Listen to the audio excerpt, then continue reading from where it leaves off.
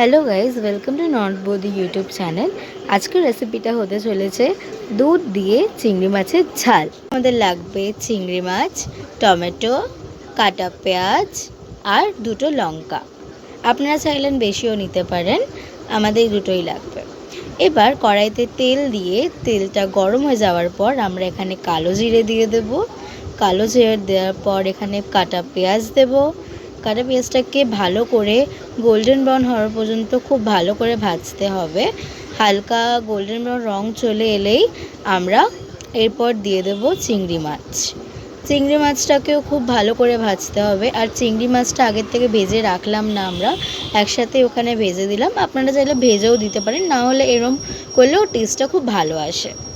দেখুন চিংড়ি মাছেরও কালারটা খুব সুন্দর চলে এসছে।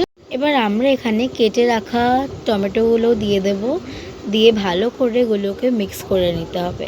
এবার আমরা এখানে লঙ্কার গুঁড়ো, হলুদ গুঁড়ো, জিরে গুঁড়ো, স্বাদ মতো চিনি, পরিমাণ মতো নুন আর কাশ্মীরি লঙ্কার গুঁড়ো দিয়ে ভালো করে মিক্স করে নেব। আপনারা চাইলে স্কিপও করতে পারেন, কিন্তু কাশ্মীরি লঙ্কাগুলোর টেস্ট আর কালার দুটোই খুব ভালো আসে। ঝাল হয় না খুব একটাই লঙ্কাগুলো, তবে দেখতে খুব ভালো লাগে।